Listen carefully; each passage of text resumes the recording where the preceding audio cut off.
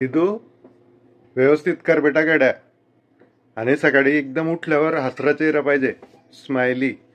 Keep smile please. दिदू पूर्ण दिवस आपला चांगला जातो मग. हे दिदू, दिदू मराठी समजते का? इंग्लिश मध्ये सांगू?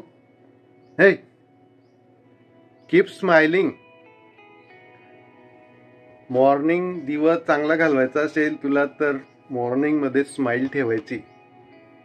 Thanks to God. गॉडला थँक म्हणायचं, देवाला सकाळी उठल्यावर. कारण त्याच्या शक्तीवरच आपण सर्व जीवन जगतोय. बरोबर आहे का नाही? ए बेटा रिस्पॉन्स तर कर. Hello hello hello.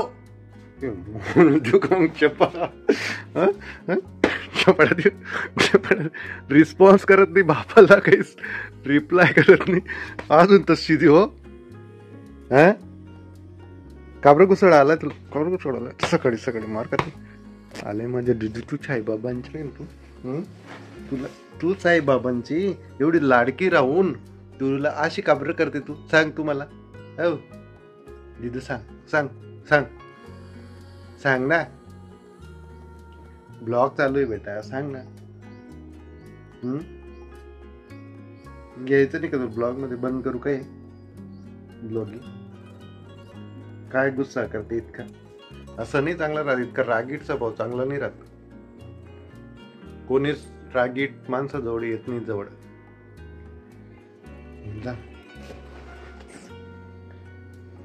तर मित्रांनो, हसताय ना, हसलेच पाहिजे.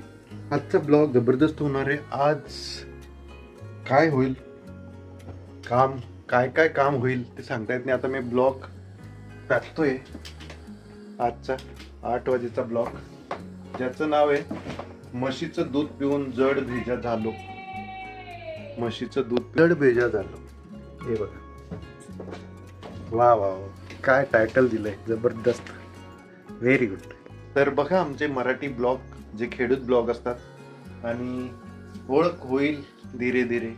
माहिती आहे तुम्ही आम्हाला ओळखत नसाल, पण नक्कीच ओळख होईल. सहज जीवन, साधं जीवन कसं जगायचं त्याच्याविषयी आम्ही थोडंसं प्रेरणादायी व्हिडिओ बनवत असतो. आणि तुमचं एंटरटेनमेंट सोबत आमचं लाईफ तुमच्या समोर आम्ही एक्सप्लोअर करत असतो, जे विलेज लाईफ आहे आमचं. You can understand. थोडी थोडी इंग्लिश बोलायला शिकतोय मी तुमच्या सोबत. वाव. ह्या मुलीला आलाय आज गुस्सा सकाळी सकाळी, आणि मला गुस्सा करणारे लोक बिलकुल आवडत नाही.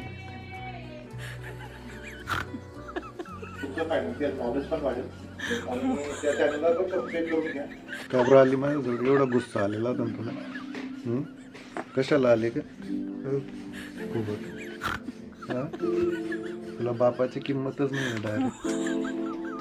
तुला मी एवढ्या कठीण रस्त्याने शाळेत सोडायला येतो. किती गुस्सा येतो यार तुला. असं नाही पाहिजे. मग तुम्ही का बरं नाही करत? काय करत?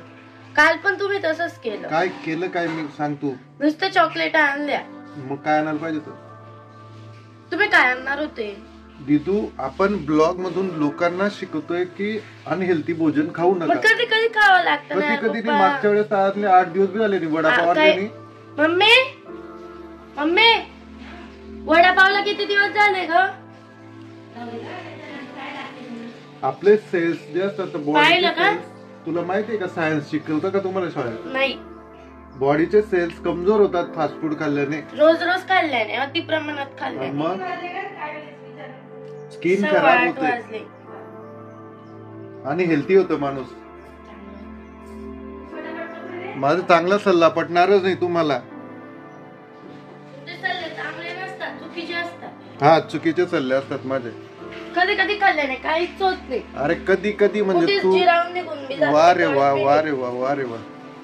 तू का कधी कधी खाते भाई? तू शाळेत सुद्धा तू खाऊन घेते. शाळेत दुकान तरी का आमच्या? नाही, पण मैत्रिणी आणतात ना. मैत्रिणी डब्यात आणतील का ते? मग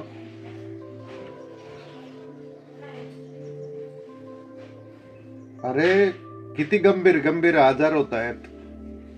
थोडं तू विचार.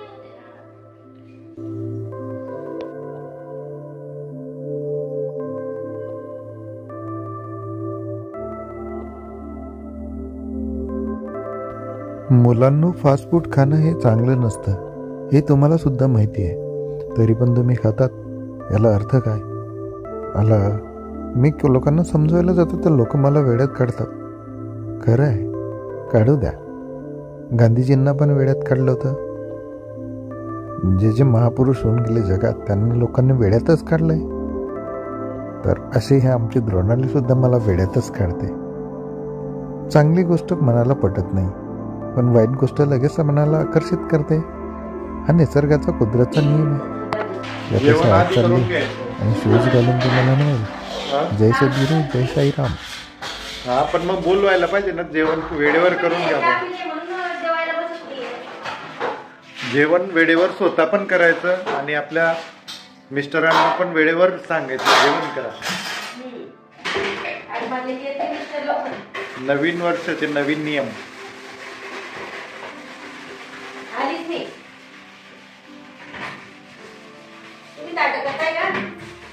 हो हा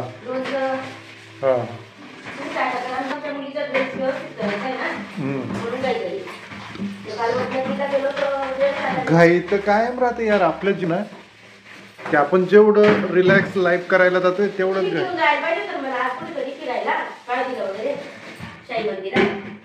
चला ना गाडी घेऊन जाऊ.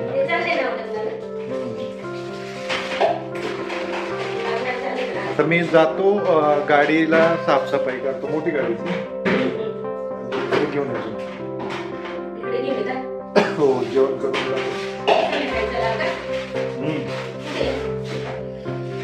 तिची बॅटरी डाऊन झाली आहे ना, तिला धक्का मारावा लागेल, तिला तर चालू बघावं लागेल तिथे जाऊ. हो ना आहे तिथे सर्व.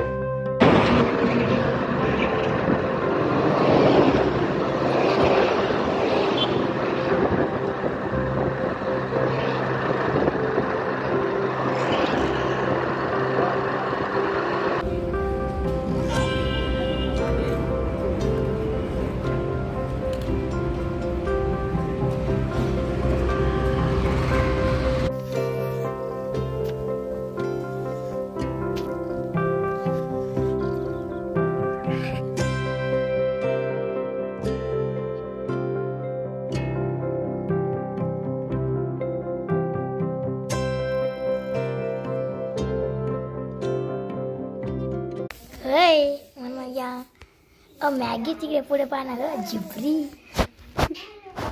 कशी जिपरी कशी करते रे, जिपरी करते वेदू वेदू.